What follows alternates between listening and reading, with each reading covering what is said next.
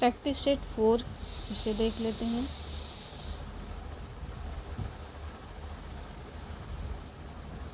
Simon commission का विरोध करते हुए पुलिस हमले के कारण किस राष्ट्रवादी नेता की मृत्यु हुई थी? तो इसका सही उत्तर है लाला लाजपत राय की मृत्यु हुई थी। इनमें से किसने भूमि मापांकन की व्यवस्था प्रारंभ की थी? तो शेर शाह ने भूमि मापांकन की व्यवस्था प्रारंभ की थी। चंद्रगुप्त मौर्य के इस प्रसिद्ध राजनीतिक सलाहकार को निम्नलिखित में से सभी नामों से जाना जाता था। इसके अलावा चाणक्य, जो चंद्रगुप्त मौर्य के जो राजनीतिक सलाहकार थे, चाणक्य, कौटिल्य, विष्णुगुप्त, ये जो है तीनों ना एक ही इंसान के नाम है। चाणक्य का ही नाम है, समुद्रगुप्त इनका नाम नहीं है। तो फिर यही पूछ रहा है कि कौन सा नहीं है, तो नहीं जो है समुद्रगुप्त नहीं है। और फिर वर्ष 1929 ईस्वी में शारदा एक्ट का संबंध मुख्य रूप से किससे था? बाल विवाह विवाह की आयु से संबंधित था। तो शारदा एक्ट बाल विवाह की आयु से संबंधित था। भारतीय राष्ट्रीय कांग्रेस के 1905 के बनारस अधिवेशन की अध्यक्षता किसने की थी? तो गोपाल कृष्ण गोखले ने की थी। 1905 में बनारस अधिवेशन की अध्यक्षता गोपाल कृष्ण गोखले ने की थी।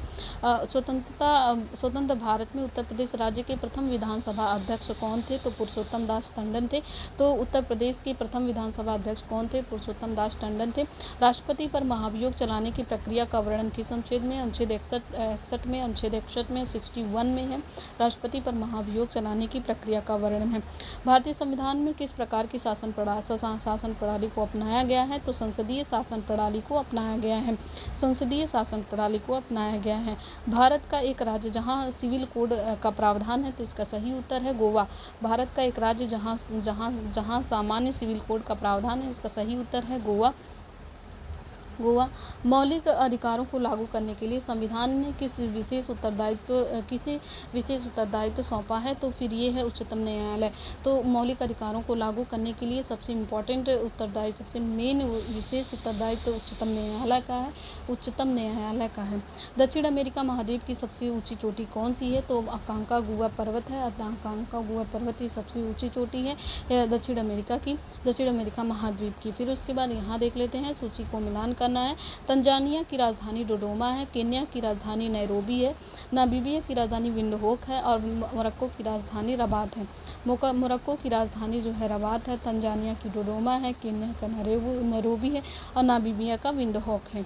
हिंद महासागर में प्रवाहित होने वाली अगुलहास जलधारा की प्रकृति कैसी है? तो अगुलहास जो जलधारा है वो गर्म जलधारा है। कुडनकुलम परियोजना किस राज्य में स्थित है? तो कुडनकुलम जो है तमिलनाडु राज्य में स्थित है। कुडनकुलम परियोजना जो है किस राज्य में स्थित है? तमिलनाडु राज्य में स्थित है। गंडक सिंचाई परियोजना किन प्रदेशों की संयुक्त प्रयास है? गंडक सिंचाई परियोजना उत्तर प्रदेश एवं बिहार। गंडक सिंचाई परियोजना जो है उत्तर प्रदेश एवं बिहार प्रदेशों की एक संयुक्त प्रयास है। मौद्रिक नीति का निर्माण भारत में कौन करता है? RBI करता है। तो मौद्रिक नीति का निर्माण भारत में कौन करता है? मौद्रिक नीति का निर्माण RBI करता है। सुपर बाजार होता है एक फुटकर विक्रय संगठन। सुपर बाजार होता है एक फुटकर विक्रय संगठन। सुपर बाजार होता है एक जो है फुटकर होता है, ये जो है थोक नहीं होता है, फुटकर विक्रय संगठन होता है। भारत में महिला समृद्धि योजना की शुरुआत हुई थी 1993 में। भारत में महिला समृद्धि योजना की शुरुआत हुई थी 1993 में हुई थी। 1993 में हुई थी। और किस पंचवर्षीय योजना में योजना अवकाश की संज्ञा दी गई? तो कौन सी पंचवर्षीय योजना थी? योजना का टाइम पीरियड क्या है जिसे योजना अवकाश की संज्ञा दी गई थी? प्लान हॉलिडे की संज्ञा दी गई थी। तो 1966 से लेकर के 1969 तक की जो वार्षिक योजनाएं हैं, इसे जो है योजना अवकाश की संज्ञा दी गई थी 66 से लेकर के 69 तक। सतत विकास लक्ष्यों को किस वर्ष तक प्राप्त करने का लक्ष्य रखा गया है? तो SDG को 2030 तक प्राप्त करने का लक्ष्य रखा गया है। 45 क्रोमोसोम टर्नर सिंड्रोम में प्रभावित होते हैं। तो टर्नर सिंड्रोम में कितने होते हैं? तो 45 होते हैं। टर्नर सिंड्रोम में प्रभावित होते हैं 45 क्रोमोसोम टर्नर सिंड्रोम में प्रभावित होते हैं। मनुष्य में कितने जोड़ी की स्पाइनल तंत्रिकाएं होती हैं? तो 31 जोड़ी स्पाइनल तंत्रिकाएं 31 जोड़ी होती हैं। निम्नलिखित में से कौन सा विटामिन लाल रक्त कोशिकाओं के निर्माण के लिए महत्वपूर्ण है? तो विटामिन B12 जो है लाल रक्त कोशिकाओं के निर्माण के लिए महत्वपूर्ण है। एक प्रतिरोध एक निष्क्रिय टर्मिनल का विद्युत घटक है जो सर्किट परिपथ तत्व के रूप में विद्युत प्रतिरोध लागू करता है। तो इसका सही उत्तर है प्रतिरोधक। एक प्रतिरोधक, तो यहाँ पे क्या भरा जाएगा? प्रतिरोधक। और फिर उसके बाद नेक्स्ट देखते हैं, एक बार फिर से देख लेते हैं। एक प्रतिरोधक निष्क्रिय टर्मिनल का विद्युत घटक है जो सर्किट परिपथ तत्व के रूप में विद्युत प्रतिरोध लागू करता है। जब जल जमता है तो इसका घनत्व घटता है। जब जल जम जाता है तो इसका घनत्व घट जाता है। इसका घनत्व क्या होता है? घटता है। फिर उसके बाद यहाँ पे दे लेते हैं, पूंजीवादी कृषि प्रणाली में खेती कैसे की जाती है? तो पूंजीवादी कृषि प्रणाली में श्रमिकों की सहायता और स्वयं निर्देशन से खेती की जाती है। श्रमिकों की सहायता और स्वयं निर्देशन से। ग्रामीण पुनर्निर्माण मंत्रालय का गठन किस वर्ष किया गया? 1979 में किया गया। ग्रामीण पुनर्निर्माण मंत्रालय का गठन 1979 में किया गया था। बलवंत राय मेहता समिति की नियुक्ति किस वर्ष की गई थी? तो 1957 में बलवंत राय मेहता समिति की नियुक्ति किस वर्ष की गई थी? 1957 में की गई थी। 1957 में। प्रधानमंत्री धन धान्य कृषि योजना का शुभारंभ कब किया गया था? 11 अक्टूबर 2025 में। प्रधानमंत्री धन धान्य कृषि योजना 11 अक्टूबर 2025 में किया गया। 11 अक्टूबर 2025 को किया गया। उत्तर प्रदेश में विरासत वृक्षों के संरक्षण के लिए जुलाई 2024 में कौन सी योजना लागू की गई थी? तो हेरिटेज ट्री अडॉप्शन योजना। हेरिटेज ट्री अडॉप्शन योजना। उत्तर प्रदेश में विरासत वृक्षों के संरक्षण के लिए जुलाई 2024 में कौन सी योजना लागू की गई थी? तो हेरिटेज ट्री अडॉप्शन योजना लागू की गई थी। 8 दिसंबर 2025 को पशुओं के अधिकार के लिए लड़ने के वाले संगठन पेटा इंडिया ने किसे वर्ष 2025 के person of the year award के लिए नामित किया? तो रवीना टंडन पशुओं के अधिकार के लिए लड़ी थी, तो इन्हें जो है ये पेटा इंडिया ने इन्हें person of the year award से नामित किया था, रवीना टंडन को। दिसंबर 2025 में पहला फीफा शांति पुरस्कार किसे प्रदान किया गया? तो डोनाल्ड ट्रंप को पहला फीफा शांति पुरस्कार 2025 प्रदान किया गया। Champions of the earth award 2025 से संबंधित निम्नलिखित कथनों पर विचार कीजिए और इसका सही आंसर दीजिए। तो ये पूछ रहा है, सही आपको बताना है। तो इसका सही उत्तर 1 और 2 दोनों है। 10 दिसंबर 2025 को संयुक्त राष्ट्र पर्यावरण कार्यक्रम यूएनईपी ने 2025 के लिए इस अवार्ड के विजेताओं की घोषणा की थी। तो ये सही है। इस वर्ष भारत की सुप्रिया साहू को यह अवार्ड प्रदान किए जाने की घोषणा की गई थी। तो ये भी सही है कि सुप्रिया साहू को यह अवार्ड प्रदान किए जाने की घोषणा की गई थी। तो ये है champion of the earth award 2025 के बारे में। तो दोनों कथन सही हैं। अक्टूबर 2025 में प्रसिद्ध सेफ और लेखक संजीव कपूर को किस संस्था द्वारा 2025 के शीर्ष कृषि खाद्य अग्रदूत TAP के रूप में सम्मानित किया गया? तो world food prize foundation. World food prize इनको फूड प्राइज संजीव कपूर को मिला, जो सेफ हैं और फिर ये लेखक भी हैं, सेफ और लेखक भी हैं संजीव कपूर, और इन्हें जो है वर्ल्ड फूड प्राइज फाउंडेशन मिला है। 1 नवंबर 2025 को कौन सा राज्य भारत का पहला चरम गरीबी मुक्त राज्य बना? तो चरम गरीबी मुक्त राज्य कौन सा बना है? वो केरल है। चरम गरीबी मुक्त राज्य कौन बना है? तो केरल बना है। ग्रीन हाउस प्रभाव की संकल्पना किसने की थी? तो ग्रीन हाउस प्रभाव की संकल्पना जोसेफ फोरियर ने की थी। जोसेफ फोरियर ने ग्रीन हाउस संकल्प की थी। अभी इसे सूची को मिलान करना है। उष्णकटिबंधीय वन साइलेंट वैली को कहा जाता है, उष्णकटिबंधीय वन साइलेंट वैली में, और शंकु वृक्ष वन हिमाचल प्रदेश में मिलेंगे, और कच्छ वनस्पति जो है सुंदरवन में मिलेंगे। जो सुंदरवन है वहाँ पे कच्छ वनस्पति मिलेंगे, और पतझड़ वन राजस्थान में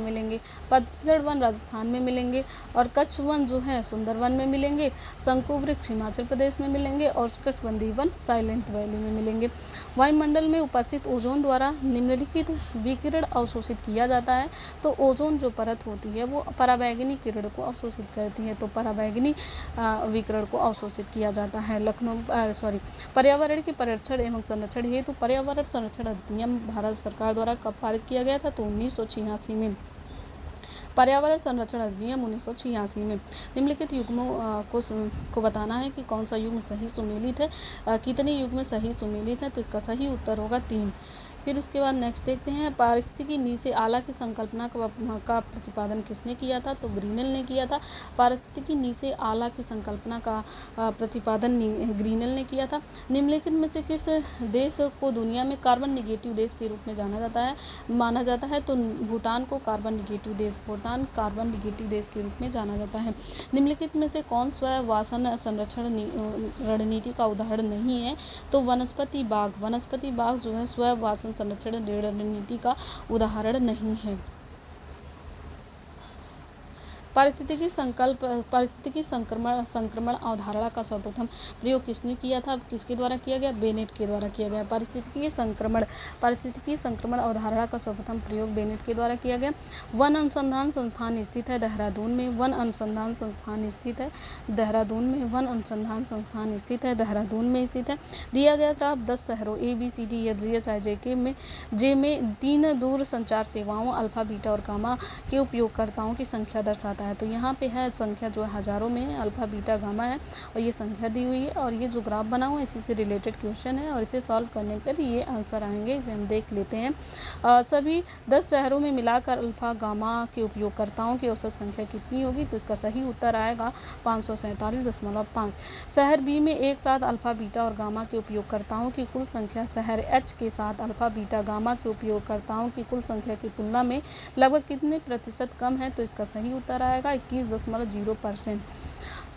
सभी 10 शहरों में मिलाकर बीटा, गामा के उपयोगकर्ताओं की औसत संख्या कितनी है। तो इसका सही उत्तर आएगा 11,250। शहर ए में अल्फा, बीटा के एक साथ उपयोगकर्ताओं की संख्या शहर ई में बीटा, गामा के एक साथ उपयोगकर्ताओं की संख्या का प्रतिशत क्या है। तो इसका सही उत्तर आएगा 85.71%। शहर डी में एक साथ अल्फा, बीटा, गामा के उपयोगकर्ताओं की संख्या शहर आई में एक साथ बीटा, गामा के उपयोगकर्ताओं की संख्या से अनुपात क्या है। तो इसका सही उत्तर आएगा 21:1। फिर नेक्स्ट क्वेश्चन है, निम्नलिखित तालिका का अध्ययन करें और उस पर आधारित प्रश्न दें। तो यहाँ पे दिया हुआ कि किसी प्रतिवर्ष कंपनी के इतने लाख रुपए हैं और जो है व्यय के मद यहाँ पे है, वेतन है, ईंधन, परिवहन, बोनस, ऋण, कर और यहाँ पे है वर्ष। तो ये दिए हुए इससे रिलेटेड क्वेश्चन देख लेते हैं और उसके आंसर। दी गई अवधि के दौरान कंपनी द्वारा भुगतान की गई बोनस की कुल राशि इस अवधि के दौरान भुगतान की गई कुल राशि का लगभग कितना प्रतिशत है। तो इसका सही उत्तर आएगा 0.6%। इसका सही उत्तर आएगा 0.6%। 2011 में इन सभी मदों पर कुल व्यय 2015 के कुल व्यय का लगभग कितना प्रतिशत है। इसका सही उत्तर आएगा 68.33%। इस अवधि के दौरान कंपनी को प्रतिवर्ष ब्याज की औसत राशि कितनी चुकानी पड़ी। इसका सही उत्तर आएगा 26.66 लाख रुपए। फिर सभी वर्षों के लिए करों पर कुल व्यय और सभी वर्षों के लिए ईंधन और परिवहन पर कुल व्यय के बीच अनुपात क्रमशः कितना है। 109:115 इसका सही उत्तर आएगा। वर्ष 2013 के दौरान इन मदों पर कंपनी का कुल व्यय कितना है। तो इसका उत्तर आएगा 738.44 लाख रुपए। निम्नलिखित प्रश्न में 4 विकल्पों में से उस विकल्प का चयन करें। शुद्ध वाक्य का सबसे अच्छा विकल्प इसका सही उत्तर है मुझे केवल 4 रोटियां दीजिए। ये सही है, शुद्ध वाक्य है मुझे केवल 4 रोटियां दीजिए। जिसे प्रमाण द्वारा सिद्ध न किया जा सके उसके लिए सही शब्द क्या है, उसे कहते हैं अप्रमेय। जिसे प्रमाण द्वारा सिद्ध न किया जा सके उसे अप्रमेय कहते हैं। खूंटी शब्द का बहुवचन बताइए। खूंटी का खूंटियाँ, ये याद रखना है, खूंटियाँ ऐसे लिखा जाएगा, खूंटियाँ। खू पर भी चंद्रबिंदु रहेगा और या पर भी चंद्रबिंदु रहेगा, दोनों पे ही चंद्रबिंदु रहेगा और ख की बड़ी मात्रा रहेगी और टी पर छोटी मात्रा रहेगी। तो ये है खूंटी का बहुवचन। आलमारी कौन सी भाषा का शब्द है। तो आलमारी पुर्तगाली भाषा का शब्द है। द्रौपदी का चीर का अर्थ है कभी समाप्त न होना। द्रौपदी की चीर का अर्थ है कभी समाप्त न होना। निम्नलिखित में से कौन सी वर्तनी सही है। तो कौतूहल ऐसे लिखा जाएगा, ये सही है। कौतूहल तय पर बड़ाऊ की मात्रा रहेगी, ये सही है, कौतूहल वर्ड है। और फिर यहाँ पे है अपाद मस्तक, किस समास का उदाहरण है? जो अपाद मस्तक होता है अवयवी भाव समास, अवयवी भाव समास का उदाहरण है। जिह्वा के आधार पर स्वर कितने प्रकार के होते हैं? तो जिह्वा के आधार पर जो स्वर हैं वो 3 प्रकार के होते हैं। व्यक्तिगत पत्र किनके मध्य लिखा जाता है? तो व्यक्ति पत्र जो है सगे संबंधी और मित्रों के मध्य लिखे जाते हैं। सगे संबंधी और मित्रों के मध्य जो है व्यक्तिगत पत्र लिखे जाते हैं। प्रातः सूर्य उदित हुआ और पक्षी चहचहाने लगे, रचना की दृष्टि से किस वाक्य का उदाहरण है? तो इसका सही उत्तर है संयुक्त वाक्य। प्रातः सूर्य उदित हुआ और पक्षी चहचहाने लगे, इसका क्यों इस रचना की दृष्टि से किस वाक्य का उदाहरण है? संयुक्त वाक्य का उदाहरण है। संयुक्त वाक्य का उदाहरण है यहाँ, क्योंकि यहाँ और जोड़ करके दोनों सेंटेंस को ऐड कर दिया गया, तो इसलिए संयुक्त वाक्य का उदाहरण है। एक्सेल में कौन सी फंक्शन की एडिट मोड पर जाने में करती है? तो F2। तो एक्सेल में कौन सी फंक्शन की एडिट मोड पर जाने में मदद करती है? तो F2 इसका सही उत्तर होगा। निम्नलिखित में से किस परिदृश्य में सामान्य कंप्यूटर ऑपरेशन के दौरान पेज फॉल्ट त्रुटि होने की सबसे अधिक संभावना होती है? तो इसका सही पेज फॉल्ट त्रुटि होने की सबसे अधिक संभावना होती है उस मेमोरी एड्रेस तक पहुंचने का प्रयास करना जिसे हार्ड ड्राइव में बदल स्वैप दिया गया है। तो इसका सही उत्तर होगा उस मेमोरी तक पहुंचने का प्रयास करना जिसे हार्ड ड्राइव में बदल दिया गया हो। जब आप MS वर्ड 365 में बुलेट या नंबर लिस्ट के साथ काम करते समय इंटर का दबाते हैं तो क्या होता है? यह उसी बुलेट या नंबर के साथ एक नई लिस्ट आइटम बनाता है। तो यह उसी बुलेट या नंबर के साथ एक नई लिस्ट आइटम बनाता है। प्रोग्रामिंग लैंग्वेज जावा का आविष्कार किसके द्वारा किया गया? जेम्स ग्लोसलिन के द्वारा। तो प्रोग्रामिंग लैंग्वेज जावा का आविष्कार किसके द्वारा किया गया है? तो जेम्स ग्लोसलिन के द्वारा किया गया। फिर पारंपरिक आधुनिक लाइनों पर उच्च गति वाले इंटर्न प्रदान करने के लिए क्या योजना बनाई गई? ADSL बनाई गई। और CPU की निम्न में से किस विशेषता द्वारा यह निर्धारित किया जाता है कि वह प्रति सेकंड कितने इंस्ट्रक्शन प्रोसेस कर सकता है? तो इसका सही उत्तर होगा क्लॉक स्पीड। इसका सही उत्तर होगा क्लॉक स्पीड। एक संचार प्रोटोकॉल है HTTP हाइपरटेक्स्ट ट्रांसफर प्रोटोकॉल। ये जो है संचार प्रोटोकॉल है हाइपरटेक्स्ट ट्रांसफर प्रोटोकॉल HTTP। निम्नलिखित में से कौन सा कथन कंप्यूटर सिस्टम में रैम और रोम के कार्यों का सर्वोत्तम वर्णन करता है?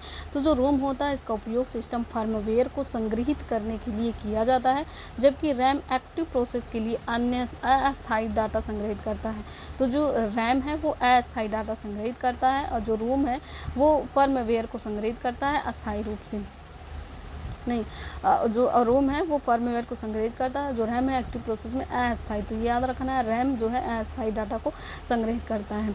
फिर open source desktop operating system का उदाहरण है तो लिनक्स जो उबंटू है वो जो है open source desktop operating system का उदाहरण लिनक्स उबंटू जो है open source desktop operating system का उदाहरण है। आधुनिक मदरबोर्ड में उच्च स्पीड संचार की सुविधा के लिए निम्न में से कौन सी चटक सीधे CPU से जुड़ा होता है? तो इसका सही उत्तर है नॉर्थ ब्रिज। इसका सही उत्तर है नॉर्थ ब्रिज। ये जो है CPU से जुड़ा हुआ होता है। नॉर्थ ब्रिज जो है CPU से जुड़ा हुआ होता है।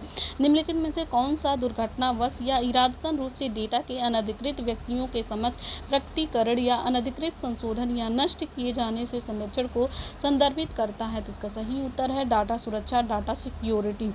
निम्नलिखित में से कौन सा स्प्रेडशीट का उदाहरण है? माइक्रोसॉफ्ट एक्सेल जो है स्प्रेडशीट का उदाहरण है। माइक्रोसॉफ्ट एक्सेल जो है स्प्रेडशीट का उदाहरण है। पिक्सेल क्या है? यह किसी चित्र का सबसे छोटा विभेद्य हिस्सा, किसी चित्र का सबसे छोटा जो विभेद्य हिस्सा है उसे जो है पिक्सेल कहते हैं, किसी चित्र का सबसे छोटा विभेद्य हिस्सा। एकाधिक टैब वाले एप्लीकेशन हो जैसे ब्राउजर या MS वर्ड में Ctrl+Tab क्या करता है? तो अगले टैब पर स्विच करता है। Ctrl+Tab क्या करता है? अगले टैब पर स्विच करता है। PSD किस प्रकार के कंप्यूटर फाइल का एक्सटेंशन है? Adobe Photoshop. तो जो PSD है वो किस प्रकार के कंप्यूटर फाइल का एक्सटेंशन है? Adobe Photoshop. सूची 1 को सूची 2 से मिलान करना है। अप्रैल पार्क कहाँ पर है? तो जो अप्रैल पार्क है वो जो है कानपुर में है। बायोटेक्नोलॉजी पार्क लखनऊ में है। एग्रो प्रोसेसिंग जोन जो है ये सहारनपुर में है। और लेदर टेक्नोलॉजी पार्क जो है उन्नाव में है। लेदर टेक्नोलॉजी पार्क कहाँ पर है, ये उन्नाव में है।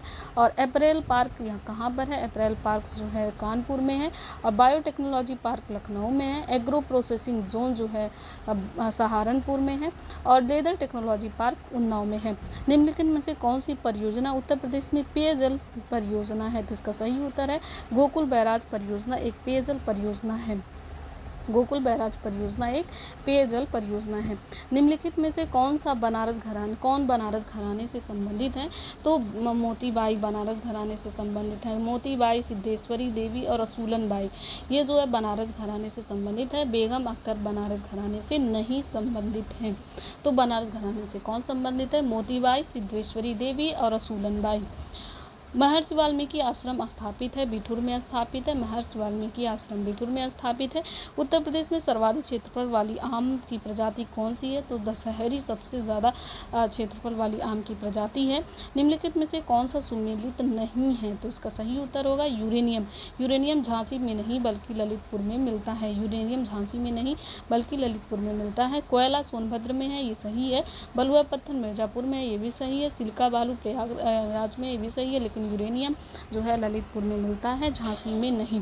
गीडा है, गीडा जो है गोरखपुर औद्योगिक विकास प्राधिकरण को ही गीडा कहा जाता है।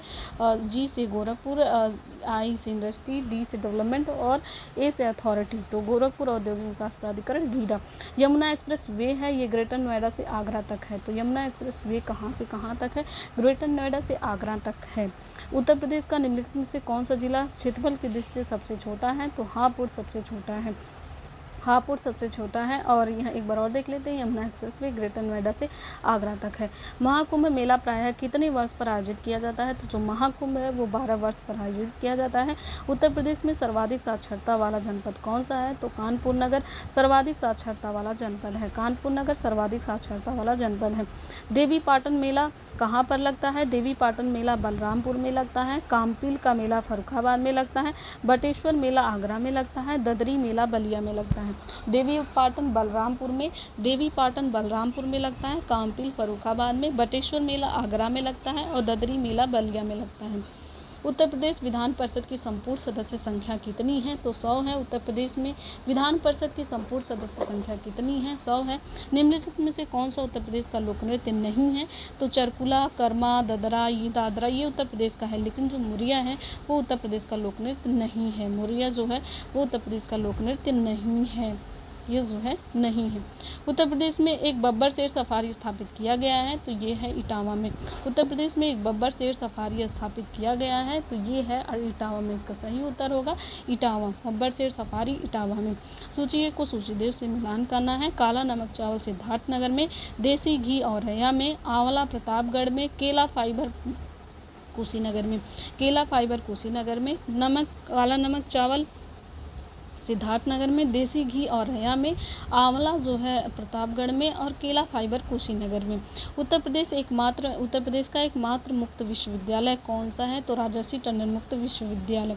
तो उत्तर प्रदेश का एकमात्र मुक्त विश्वविद्यालय जाना जाता है किस नाम से, तो राजर्षि टंडन मुक्त विश्वविद्यालय।